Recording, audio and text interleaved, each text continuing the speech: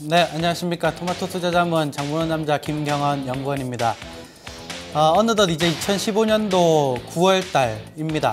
9월 달이고 이제 2016년을 또 대비해야 되는 시점이라고 좀 생각을 합니다.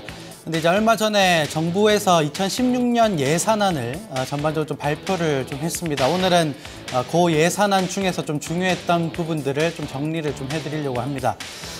뉴스를 좀 보시도록 하겠습니다. 정부가 이제 2016년 예산안을 발표를 했는데 문화융성 쪽에서 한 6.6조 원을 쓰겠다고 전반적으로 예산안 편성을 좀 했습니다. 제가 오늘 이 부분들을 말씀드리려고 하는 이유는 이 글로벌 경기가 굉장히 좀 침체돼 있고 내수도 굉장히 좀 침체돼 있기 때문에 어떻게 보면 정부도 거기에 대한 이제 고민을 굉장히 좀 많이 할 것입니다. 근데 이제 2016년 예산안에서 이제 문화 부문이 이제 6.6조 원을 쓴다는 것은 굉장히 좀 저 나름대로는 굉장히 좀 의미 있게 좀 받아들였던 부분들이기 때문에 이것을 좀 가지고 왔는데 2016년 예산안을 보면 정부 지출이 총 387조 원 정도 됩니다. 387조 원 가운데 6.6조 원이면 대략적으로 한 1.7% 정도 굉장히 좀 미미한 문화 쪽에 이제 지출을 좀 하겠다는 부분들인데 이 부분들은 어느 정도 이제 굉장히 좀 규모 자체는 미미하지만 추세 자체를 좀 바라볼 필요가 있다 좀 이렇게 말씀을 드리고 싶습니다.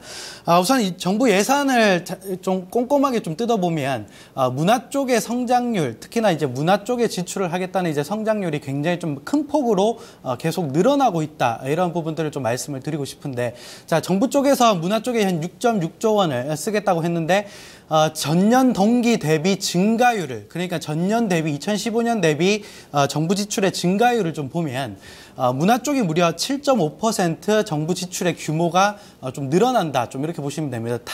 뭐 보건복지나 일반 행정 그리고 교육, 뭐 국방 쪽도 요즘에 굉장히 좀 중요해졌기 때문에 국방 같은 경우는 한 4% 정부 지출을 올해보다는 좀 늘릴 것으로 예상이 되고 다른 부분들도 전반적으로 좀 늘어나지만 문화 쪽이 가장 많이 늘어난다. 요 포인트를 좀 앞서서 좀 말씀을 좀 드리고 싶습니다. 그래서 전반적으로 이제 문화 소비는 굉장히 좀 중요하다는 건 모든 사람들이 아마 인식을 할 겁니다. 그래서 정부 정책적인 방향들 자체도 연간으로 보면 2008년도에 2.64조 원 정도 문화재정 쪽에서 좀 지출이 됐었는데 해가 갈수록 해를 거듭할수록 계속 좀 늘어나고 있는 상황은 추세 자체의 시대적인 흐름 그리고 정부 정책의 흐름이다. 좀 이렇게 이해를 좀 하시면 되겠죠. 근데 이제 제가 하나 이제 굉장히 좀 중요한 칼럼을 좀 가지고 왔습니다. 저도 굉장히 좀 많이 공감을 좀 했어서 요 칼럼을 한번 발췌를 좀 해왔는데 9월 4일자 문화 산업 육성에 거는 기대라는 이제 칼럼을 좀 발췌를 좀 해왔습니다. 이쪽을 자세히 좀 살펴보시면 최근에 이제 제조업이 많이 죽어가면서 이제 고용이 많이 없어졌습니다. 고용 없는 성장이 어떻게 보면 중산층을 붕괴시키고 중상층이 붕괴되다 보니까 이제 내수 소비가 굉장히 좀 위축되는 부분들이 있습니다. 그래서 이걸 보시면 내수 경제 활성화의 키를 쥐고 있는 고용의 측면에서도 문화 산업이 앞으로 굉장히 좀 중요할 수 있다. 이 부분들을 정확하게 좀 지적을 좀 하고 있는데 왜 그런가 하면 우선은 고용 유발 개수라고 하는 개념을 좀 하나 잡고 가겠습니다. 고용 유발 개수라는 게 뭐냐면 자, 10억 원의 재화를 산출할 때 직간접적으로 창출되는 고용이 얼마나 나오는지에 대한 부분을 나타내는 게 고용 유발 개수입니다. 그러면 예전에는 1990년도에 고용 유발 개수가 특히나 이제 뭐 어느 정도 스마트폰 전자업종 같은 경우 그쪽에서는 고용 유발 개수가 10억 원 창출할 때 38명 정도 고용이 됐었는데 2011년도 되니까 10억 정도 벌 때 고용 창출 개수가 어떻게 보면 5명밖에 안 늘어난다는 겁니다. 그러면 똑같은 산업에서 어떻게 보면 똑같은 규모의 생산을 산출하더라도 고용 유발이 안 되기 때문에 거기에 맞춰서 이제 성장은 이루어지고 있지만 고용 유발이 안 되기 때문에 중산층이 붕괴되고 내수 시장이 위축된다. 좀 이렇게 보셔야 될 것 같습니다. 그래서 중요한 건 뭐냐면 반대로 보면 문화 콘텐츠가 포함되는 이제 문화 서비스업의 고용 유발 개수는 12.4명이라는 겁니다. 그러니까 스마트폰을 만드는 것보다 문화 산업을 성장시켜서 거기에 대해서 부가적으로 이제 창출되는 고용이 더 어떻게 보면 스마트폰이나 뭐 자동차를 파는 것보다는 훨씬 부가가치가 높다는 거죠. 예, 그렇기 때문에 정부도 어떻게 보면 문화산업을 육성하지 않으면 뭐 저성장에 고용도 굉장히 좀 침체돼 있고 이러한 부분들을 굉장히 좀 극복할 만한 타겟책으로 문화산업을 좀 보고 있지 않나 좀 이렇게 해석을 좀 하고 있고 그러면 실질적으로 전체적으로 이제 정부의 일자리가 많이 정부가 뭐 일자리를 못 만드는 건 사실 아닌 것 같습니다. 이 경제 자체가 많이 죽어 있기 때문에 어떻게 보면 청년들도 일자리가 없어서 많이 죽어 있는데 사실 수출의 고용 유발 개수가 계속적으로 하향을 하고 있기 때문에 문화 산업에 대한 어떻게 보면 중요성이 날로 커질 것이다. 좀 이렇게 보고 있습니다. 우선은 산업별로 보면 이제 글로벌하게도 그렇습니다. 사실 글로벌하게 보면 문화 산업의 규모가 무려 1조 9천억 달러에 형성이 되어 있고 그리고 뭐 휴대폰이나 뭐 반도체, PPT를 좀 넘겨주시면 휴대폰이나 반도체 그리고 디스플레이 이런 산업들보다 문화 콘텐츠 산업이 1조 9천억 달러인 만큼 뭐 일반 이제 제조업과는 대비되는 이제 산업 규모를 좀 가지고 있다. 좀 이렇게 보시면 될 것 같습니다. 그래서 제가 이제 정부 예산안이 지금 2016년에 나왔기 때문에 이 예산안을 어떻게 구성을 할 것인지 좀 정리를 좀 표를 좀 보여드리도록 하겠는데 우선은 정부 쪽에서 6.6조 원을 어떻게 쓸 것인가 좀 보면 우선은 문화 창조 융합 벨트를 가동한다고 합니다. 요거는 이제 간단히 좀 넓게 보면 한류 컨텐츠를 좀 확대시키고 어떻게 보면 공연 문화를 좀 확대시켜서 문화 산업을 좀 조성할 것이다. 요게 우선 첫 번째 포인트인 것 같고요. 그리고 두 번째는 자 고부가 가치 서비스 산업을 육성한다고 전반적으로 좀 발표를 했습니다. 이게 뭐냐면 자 대표적으로 이제 게임이 좀 될 수 있는데 게임 산업에 2015년도에 한 210억 원 정도 정부 쪽에서 지원이 좀 나왔었습니다. 그런데 2016년 예산안을 보면 329억 원으로 지원 규모 자체가 많이 확대가 됐습니다.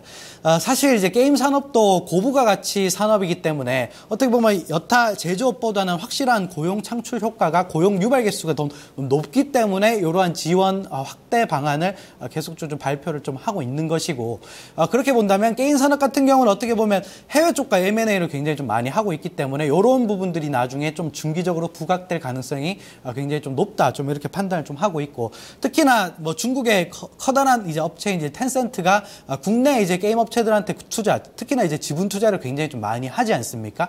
이러한 해외 M&A 추이들이 건수들이 굉장히 좀 많이 늘어날 것이다. 좀 이렇게 우리가 예상을 좀 해볼 수 있겠습니다. 물론 이게 이제 2016년 예산안이지만 우리가 시대 트렌드를 보면서 어떤 산업 자체가 어떤 산업에 정부 지출이 더 많이 들어가는지에 대한 포커스를 좀 맞춰 보셨으면 좋겠고 자 마지막으로는 문화 산업에도 이제 실버 세대에 포함되는 이제 문화 산업이 있습니다. 그러한 부분들도 전반적으로 좀 명시가 좀 됐는데 실버 세대의 이제 문화 교육을 좀 하는 부분들에 대한 지원 부분들이 뭐 통상적으로 문화 교육 같은 경우는 200개소 정도가 좀 있었다가 300개소로 좀 늘리는 부분들의 지원 방안이 좀 발표가 됐기 때문에 이러한 부분들은 이제 문화 쪽에서 고용을 창출할 수 있는 어떻게 보면 고용 효과가 좀 발생되지 않을까 좀 이렇게 전반적으로 좀 판단을 하고 있습니다. 그래서 가장 우리나라 업체들 중에서 문화 쪽에서 특화된 기업이 바로 하나 있습니다. 그게 바로 뭐냐면 바로 CJ그룹이 아닐까 싶습니다. CJ는 뭐 CJ CGV도 가지고 있고 뭐 게임이나 방송사를 가지고 있는 CJ ENM도 가지고 있고 이런 부분들이 있기 때문에 CJ 그룹 자체가 굉장히 문화 쪽에 투자를 좀 많이 하는 대기업이다. 좀 이렇게 많이 알려져 있는데 실질적으로 보면 CJ도 최근에 6년간 10조 원의 문화 산업에 투자를 하겠다. 이렇게 공표를 좀 했고요. 전체적으로 글로벌 탑 10의 문화 국가를 좀 만들어 갈 것이다. 라는 부분들을 좀 명시를 좀 하고 있고 전체적으로 CJ 그룹이 연간 문화 사업에 투자하는 금액도 2014년도에 무려 9천억 원 정도 이상 투자를 좀 했었기 때문에 2015년과 16년도에는 좀 더 강한 투자가 좀 이루어질 것이다. 좀 이렇게 보고 있습니다. 그래서 전반적으로 주식시장에서 연계된 종목들을 좀 찾아볼 필요도 있을 것 같습니다. 특히나 뭐 문화라고 하면 가장 대표적인 게 이제 한류 콘텐츠이지 않겠습니까? 한류 콘텐츠가 어떻게 보면 중국과 굉장히 좀 연계가 되어 있고 이러한 부분들을 활성화시키는 기업들이 굉장히 많기 때문에 뭐 대표적으로 이제 CJ ENM이라는 이런 기업들이 되겠고 전반적으로 이런 업체들을 좀 주목을 좀 해볼 필요가 있다. 좀 이렇게 보시면 되겠고, 그리고 뭐 SK그룹도 약간 좀 연계가 좀 될 수 있을 것 같습니다. 특히 SK그룹사 안에 있는 이제 SK컴즈 같은 경우는 여러 가지 이제 플랫폼 런칭을 통해서 문화 산업을 좀 주도하려는 부분들이 나오고 있기 때문에 이런 부분들을 전반적으로 우리가 살펴보자, 좀 이렇게 말씀을 드리고 싶은데, 자, 그룹핑을 좀 해왔습니다. 우선은 첫 번째로 앞서 말씀드렸었던 CJ, 그리고 이제 호텔신라, 그리고 쇼박스, 이렇게 세 종목을 관련주 그룹핑으로 좀 묶고 왔습니다. 우선 차트를 하나하나 좀 보도록 하겠습니다. 우선 CJ입니다.